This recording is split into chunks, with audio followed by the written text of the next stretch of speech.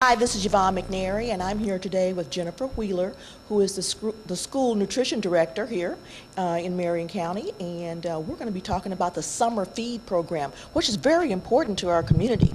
Yes, it is.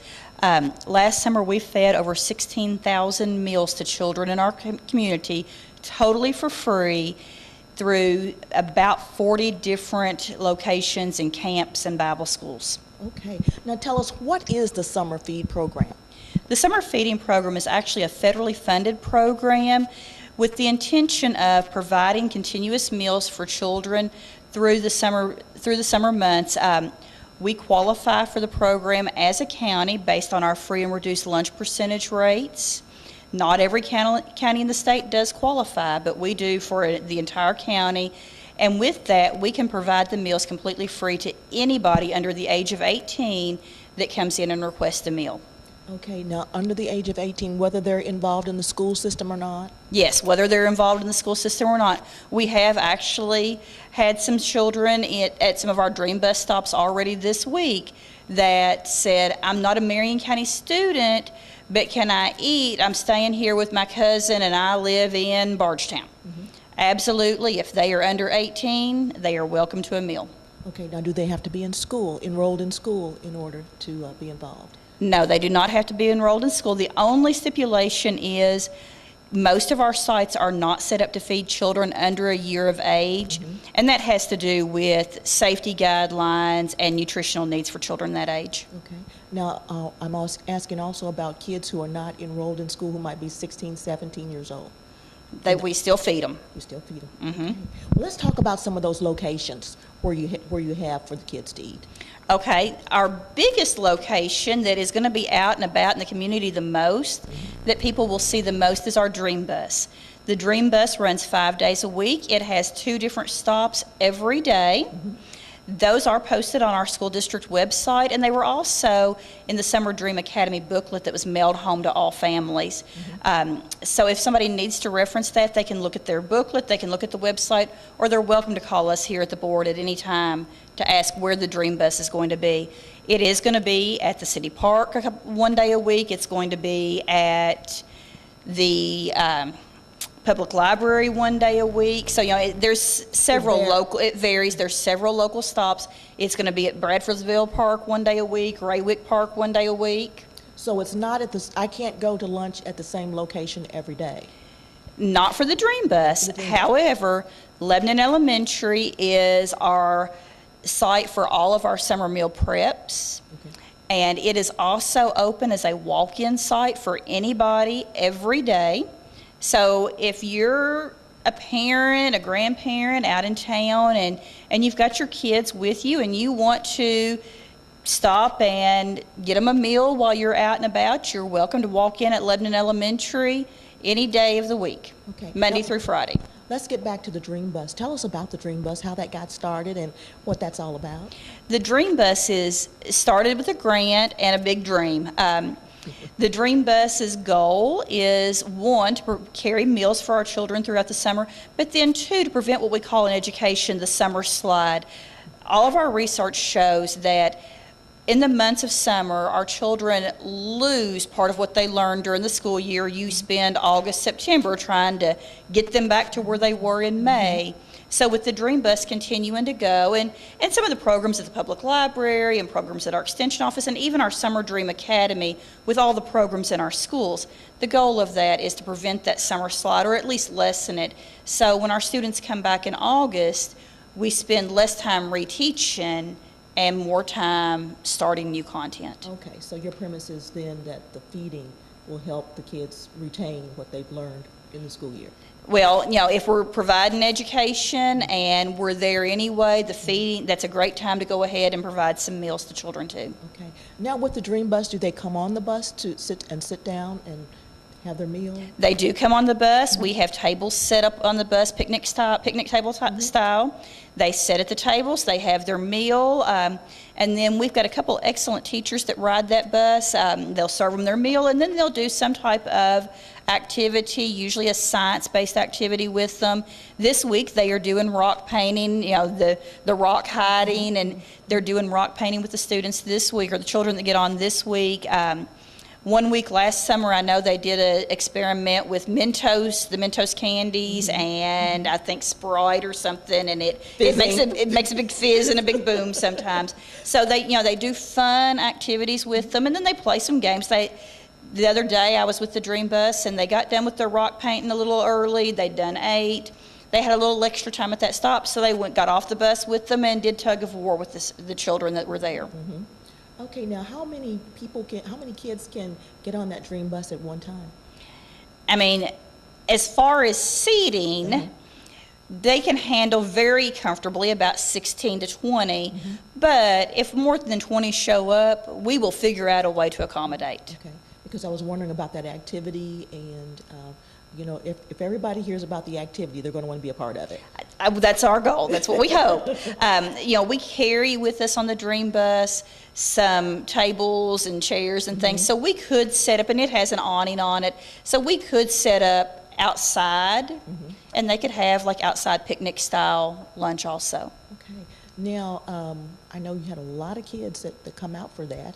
If I get on the Dream Bus, what type of lunch can I expect?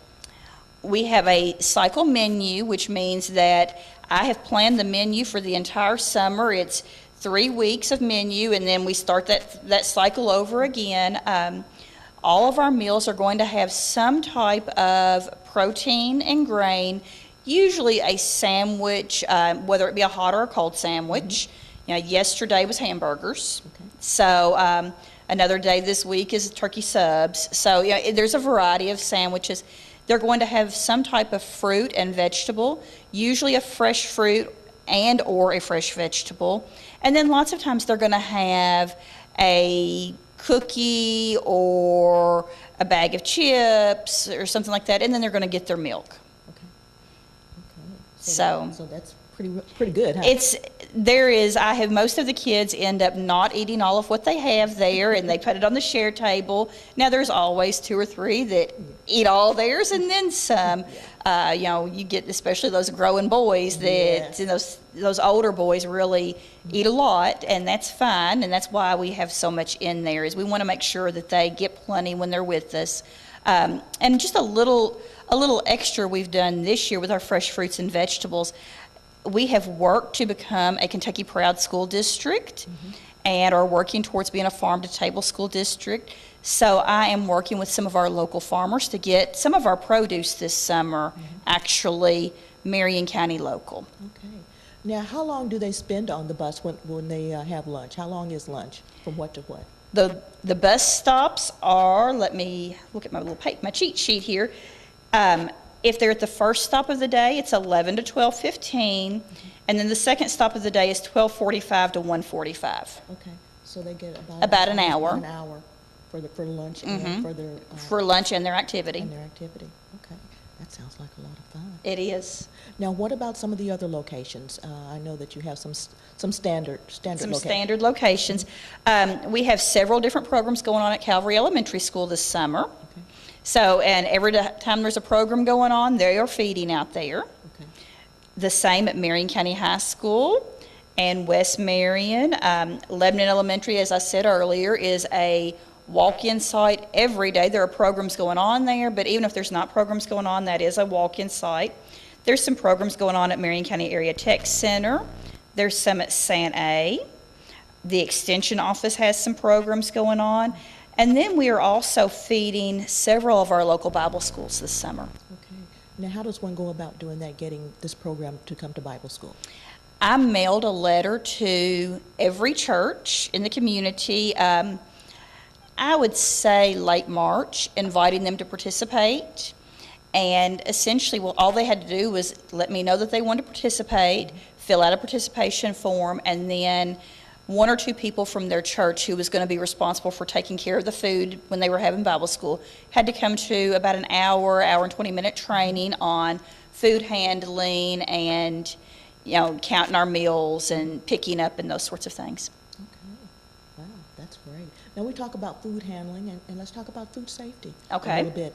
I know these lunches are for a lot of kids during the summer, so we want to make sure that they're all safe and that they're all good and nutritious. So how do you? As far as safety, everything is prepared on site at Lebanon Elementary. Of course, it is the same standards we use in our kitchens year-round. When the meals go out of our facility, whether it be on the Dream Bus or be taken to a school site or a Bible school, hot things are kept insulated what they're called Cambros. Essentially, it's very much like a cooler, but it holds hot. Cold things, your milks, your juices, fruits, vegetables, are kept in coolers on ice to maintain temperature. And these people, of course, have classes as well. Yes. Everybody has classes. Everybody has classes. All of our cafeteria staff for the entire district has training a couple times a year on food safety and food handling. And those are the same people that are preparing the meals at Lebanon Elementary for the summer also. Okay. Now, I know this program went on last year and years before then, but last year, how many children approximately do you think you fed? We fed over 16,000 meals last summer. 16,000? That's a lot of meals. That's a lot of meals. A lot of meals. And your predictions for this year? It's hard to predict because I still have some paperwork coming in. I can say that for next week alone, we are projecting over 2,500 meals. Okay.